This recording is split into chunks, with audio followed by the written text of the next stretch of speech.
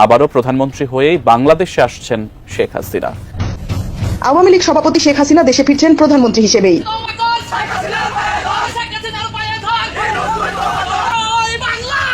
সাবেক প্রধানমন্ত্রী শেখ হাসিনা, যাকে 7 মাস আগে জনগণ দেশ থেকে বাধ্য করেছিল, কিন্তু এই সময়ের মধ্যে বাংলাদেশের চরম অস্থিরতা ছড়িয়ে পড়েছে। লুটপাট, রাহাজানি, ডাকাতি, খুন গুমের মতো অপরাধে জনজীবন বিপর্যস্ত।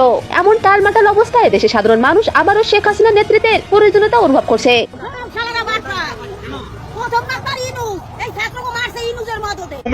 সেমিফাইনাল খুবই কম খেলে, ফাইনালে বিশ্বাসী। আপনি দেখেন ইয়াইয়া খান, বুট্টু খান, টেক্কা খান, আইয়ুব খান সবাই খান খান হয়ে কিন্তু এইটাই বেঁকে গেছে একমাত্র বঙ্গবন্ধুর ফাইনাল খেলায়। তো এইটার নামই হলো আওয়ামী লীগ।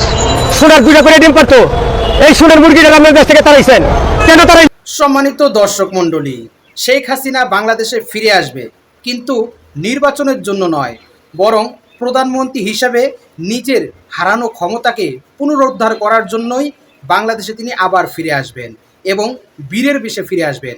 এমন সংবাদে পুরো নেট দুনিয়ায় ইতিমধ্যে তোলপাড় সৃষ্টি হয়ে গিয়েছে। আর এ নিয়েই আজকের এই ভিডিওতে থাকছে বিস্তারিত প্রতিবেদন। তাই আজকের এই ভিডিওটি সব মিলিয়ে অত্যন্ত গুরুত্বপূর্ণ হতে যাচ্ছে। 1 সেকেন্ড না টেনে ধৈর্য সহকারে পুরো ভিডিওটি দেখার জন্য আহ্বান করছি। আর একটি ছোট্ট রিকোয়েস্ট করছি, তা হলো যদি আপনি আমাদের এই চ্যানেলে নতুন দর্শক হয়ে থাকেন, অবশ্যই আমাদের এই চ্যানেলটি সাবস্ক্রাইব করে একটি লাইক দিয়ে পাশে থাকা বেল বাটনটি অন করে দিবেন। তাই আর কথা নয়, চলুন সরাসরি আমরা ভিডিওতে চলে যাই। সেনাপ্রধান এবং মোহাম্মদ ইউনূসের মধ্যে একটি গভীর রাতে বৈঠক হয়েছে এবং সেই বৈঠকে দুজনের মধ্যে কি আলোচনা হলো, তবে কি বাংলাদেশে এমন কোনো বড় ঘটনা ঘটতে চলেছে? আওয়ামী লীগ ফিরে আসবে, আমি মনে করি এই দেশে আওয়ামী লীগ ফিরে আসবে, কারণ আওয়ামী লীগ একটা বিরাট দল। আওয়ামী লীগের শিকড় অনেক গভীরে, সারা দেশে আওয়ামী লীগের নেতাকর্মী আছে এবং আওয়ামী লীগের যদি নতুন নেতৃত্বের মাধ্যমে আওয়ামী লীগ আসে, আওয়ামী লীগ আবার ভালো করবে। আওয়ামী লীগের নেতাকর্মীরা এখন সব ভয় ডরকে পিছনে ফেলে ঘুরে দাঁড়াতে শুরু করেছে। তারা বাউন্স ব্যাক করতে এখন শিখে গিয়েছে। ইউনূস বাহিনী আর সহ্য করব না আমরা তোমাদের নির্যাতন। এবার তোমাদের নির্যাতনের বিরুদ্ধে আমরা আওয়ামী লীগ, ছাত্রলীগ ও যুবলীগের কর্মীরা রুখে দাঁড়াবো। আমরা সাধারণ মানুষ মনে করেন বর্তমান যে পরিস্থিতি, ওই পরিস্থিতিতে মনে করেন আমরা কোনো রকমের শান্তিতে নাই। আমরা এর আগে হাসিনার আমলে আমরা সাধারণ মানুষ বহু শান্তিতে ছিলাম, বহু শান্তিতে। আমরা গরিব দুঃখের মানুষের পাশে দাঁড়ানোর কোনো আওয়ামী লীগ সরকার ছাড়া কোনো সরকার আমরা পাইছি না। বিভিন্ন মহল থেকে উঠে এসেছে তার ফেরার জোরালো দাবি। অবশেষে 12 মার্চ বাংলাদেশের গণমাধ্যমে প্রকাশিত প্রতিবেদনে জানা যায়, শেখ হাসিনা এক লাইভ বার্তায় দেশে ফেরার ঘোষণা দিয়েছেন এবং তিনি বলেছেন তিনি ফিরছেন প্রধানমন্ত্রী হিসেবেই। বাংলাদেশের মানুষকেও বলবো, আপনারা এই অন্যায় প্রতিবাদ করবেন, প্রতিরোধ গড়ে তুলবেন, বাংলাদেশকে এভাবে ধ্বংস হতে দেবেন না। আমি আছি আপনাদের পাশে। আমি যত দূরেই থাকি না কেন, আমার মন আপনাদের সাথে আছে আর আপনারা আমার মনের ভিতরে আছেন। বাংলার জনগণকে নিয়ে তো সব শোক ভুলেছিলাম, বাংলাদেশের মানুষকেই তো একটা নিজের পরিবার হিসেবে আমি নিয়েছিলাম। আর সেইভাবে নিজের ছেলে মেয়েকে স্নেহবঞ্চিত করেছি, কিন্তু আপনাদের জন্য দিন রাত পরিশ্রম করেছি। কাজে আমি আপনাদের কাছে বিচার চাই আর আপনাদের সহযোগিতা চাই। সাবেক প্রধানমন্ত্রী জননেত্রী শেখ হাসিনা দেশে ফিরছেন বীরের বেশে। সব জায়গাতে এই খবরটা বর্তমানে আছে। সুতরাং যারা আওয়ামী লীগের সমর্থক যারা আছেন তারা রেডি হয়ে যাবেন। আপনারা প্রধানমন্ত্রী ফিরতেছেন, ফিরেই উনি ডক্টর ইউনূসকে ফেলে দিয়ে সাথে সাথে দায়িত্ব নিয়ে নেবেন, রাষ্ট্রের ভিতরে মানে ক্ষমতা নিয়ে নেবেন, আবার প্রধানমন্ত্রীত্ব ফিরে উনি যাবেন আর কি। আগামী 15 মার্চ কি ঘটতে যাচ্ছে, লাকিদের গোপন প্ল্যান কি? আজকে 13 তারিখ, আগামীকালকে 14 এর পরের দিন 15 মার্চ বাংলাদেশে ফিরছেন শেখ হাসিনা, অথবা বাংলাদেশে তিনি অবস্থান করছেন। তারপর তিনি ডক্টর ইউনূসকে হটিয়ে দিবেন, ক্ষমতা গ্রহণ করবেন, সারা বিশ্ব তাকে অভিবাদন জানাবে। আমাদের বাংলাদেশের বর্তমান সাধারণ জনগণ এবং সাধারণ যে শিক্ষার্থীরা আছে, তারা সবাই বর্তমান এই ডক্টর ইউনূসের এবং আইনমন্ত্রী আছে না আসিফ নজরুল, এই দুইটা ব্যক্তির পদত্যাগ চাচ্ছে। শেখ হাসিনা ফিরছেন, টাইমস অফ ইন্ডিয়া সেই রকম খবর দিচ্ছে এবং জোরালোভাবে সেই খবরগুলো প্রচার করছে। শুধু টাইমস অফ ইন্ডিয়া না, হিন্দুস্তান টাইমস সহ ভারতের বড় বড় পত্রিকাগুলো, বড় বড় গণমাধ্যমগুলো শেখ হাসিনা বাংলাদেশে বীরের বেশে ফিরছেন সেরকম খবর দিচ্ছে। আওয়ামী লীগের ভয়ে ভীত ইউনূস সরকার এবং সরকারি দল। হাসনাত আব্দুল্লাহ গতকাল মধ্যরাতে একটি ফেসবুক পোস্ট দিয়েছেন। সেই ফেসবুক পোস্টে তিনি বলেছেন, যে পদ দিয়ে আওয়ামী লীগ পালিয়েছে ঠিক সেই পদ দিয়ে আওয়ামী লীগকে ফেরানোর ষড়যন্ত্র করা হচ্ছে। সমন্বয়ক সার্জিস হাসনা, তারপরে হচ্ছে ডক্টর ইউনূস, এদের ঘুম হারাম হয়ে গেছে আওয়ামী লীগের ভয়ে। কিসের ভয়? বর্তমান এই সমন্বয়কদের অবস্থা এতটাই ভয়ঙ্কর হয়ে গেছে ভাই, এরা ঠিক মতো বর্তমান ঘুমাতে পর্যন্ত পারতেছে না। কারণ বাংলাদেশের জনগণ সবাই বলতেছে আগের সরকারই ভালো ছিলাম। সেনাবাহিনীর যারা মাঠ পর্যায়ের কর্মকর্তা রয়েছেন তাদের মধ্যে যথেষ্ট দ্বিধা রয়েছে, দ্বন্দ্ব রয়েছে, ক্ষেত্র বিশেষে অসন্তোষ রয়েছে। যারা মূলত একটি ব্রিদিং টাইম চাচ্ছেন, সুন্দর একটি ব্রিদিং টাইম চাচ্ছেন, তাদের জন্য এই মুহূর্তে সেনা শাসন সবচেয়ে জরুরি। সারা বাংলাদেশ যদি একেবারে গঙ্গা জলে বা পদ্মা নদীতে ডুবে যায়, তবুও তাদের কিছু আসে যায় না। তারা এই মুহূর্তে মূলত ওই বিষয়গুলো থেকে রক্ষা পেতে যাচ্ছে। জাতিসংঘের মহাসচিব অ্যান্টনি গুতেরেস 4 দিনের সফরে বাংলাদেশ অবস্থান করছেন। তার এই সফরকে খুব স্বাভাবিক বলে কি মনে হচ্ছে আমাদের সবার কাছে? কোথাও কি বা অনেক ক্ষেত্রে কি একটু অসঙ্গতিপূর্ণ বলে মনে হচ্ছে না?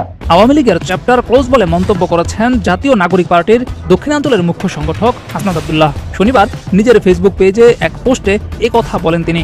তাক লাগিয়ে দিয়েছেন ডক্টর মোহাম্মদ ইউনূস, কিন্তু এই ডক্টর মোহাম্মদ ইউনূসের এই সফলতাকে একটি গোষ্ঠী যে কোনো মূল্যে ম্লান করে দিতে চায়, শেষ করে দিতে চায়, এবং তার অংশবিশেষ হিসেবেই বিভিন্নভাবে বাংলাদেশের নৈরাজ্য সৃষ্টির পায়তারা চলছে। রাস্তা যদি না ছাড়েন, আপনাদের দাবি দেওয়া কোথায় গেল ওটা আমি পরে দেখবো। আপনাদের জন্য সময় হচ্ছে 7 মিনিট। 7 মিনিটের মধ্যে রাস্তা ছেড়ে সাইডে গিয়ে দাঁড়াবে, আলোচনা করে একটা ডিসিশন নিবে।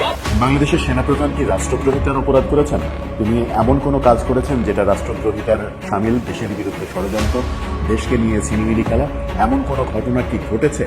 যদি ঘটে থাকে তাহলে সেটা ভিন্ন কথা, আর যদি ঘটে না থাকে অযথাই কেউ যদি সম্মানিত দর্শক মণ্ডলী, জুলাই আগস্টের গণ অভ্যুত্থানে শেখ হাসিনা দেশ থেকে পালিয়ে যেতে বাধ্য হয়, কিন্তু তার পালিয়ে যাওয়ার পর থেকেই তার দোসররা অনবরত অনলাইনে এবং অফলাইনে তাকে ফিরে আনার জন্য এমন সব কৌশল অবলম্বন করছে যেটা সত্যিই হাস্যকর।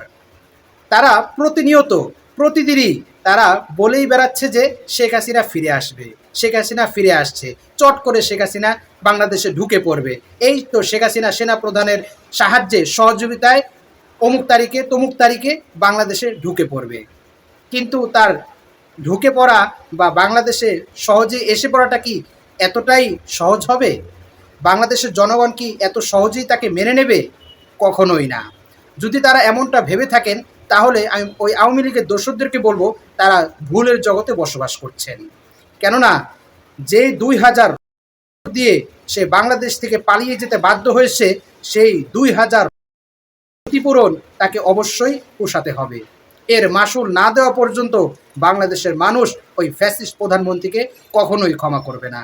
এতে তাদের দোসররা যতই গুজব ছড়াক না কেন, কেননা বাংলাদেশের মানুষ ইতিমধ্যে সেই গুজব লীগের গুঞ্জন ও গুজব সব কিছু বুঝে গিয়েছে। তারা যে তাদের নেতাকর্মীদের একদম তৃণমূল পর্যায়ের নেতাকর্মীদের থেকে শুরু করে ঊর্ধ্বতন কর্মকর্তাদেরকে এই সমস্ত গুজবের মাধ্যমে প্রাণবন্ত রাখতে চাচ্ছে, এবং তারা এটা বোঝাতে চাচ্ছে যে তারা যেন ঝিমিয়ে না পড়ে, ঘুমিয়ে না পড়ে, তারা যেন সবসময় উজ্জীবিত থাকে এবং নেত্রীর জন্য অপেক্ষায় থাকে, এরকম আশায় যেন তারা বুক বেঁধে থাকে। এজন্যই মূলত গুজব লীগের সদস্যরা এ সমস্ত গুজব ছড়িয়ে তাদের নেতাকর্মীদেরকে প্রাণবন্ত রাখছে। কিন্তু তাদের এই আশা কখনোই পূরণ হবে না এবং তারা কখনোই তাদের এই দাবিতে সফল হবে না। বাংলাদেশের 18 কোটি মানুষ যে 16টা বছর জুলুম, নির্যাতন, অত্যাচার, নিপীড়নের শিকার হয়েছে, এর মাসুল, এর শাস্তি না পাওয়া পর্যন্ত কখনোই ওই ফ্যাসিস্ট প্রধানমন্ত্রী তার ক্ষমতার গতি তো দূরের কথা, বাংলাদেশে আসার পা রাখার সাহস করতে পারে কিনা সেটাই সন্দেহের বিষয়। সম্মানিত দর্শক মণ্ডলী, আজকের এই ভিডিও সম্পর্কে আপনার কি মতামত? অবশ্যই আপনার সেই মূল্যবান মতটি আমাদের কমেন্টস বক্সে জানাবেন। আর আজকের এই ভিডিওটি যদি আপনার ভালো লেগে থাকে অবশ্যই ভিডিওটি একটি লাইক দিয়ে শেয়ার করে দিবেন। আজ এ পর্যন্তই। সকলেই ভালো থাকবেন, সুস্থ থাকবেন, নিরাপদ থাকবেন এই আশা ব্যক্ত করে আজকের ভিডিও এখানেই শেষ করছি। আমিন ওয়া আখিরু দাওয়ানা আলহামদুলিল্লাহি রাব্বিল আলামিন। ওয়াসসালামু আলাইকুম ওয়া রাহমাতুল্লাহি ওয়া বারাকাতুহু।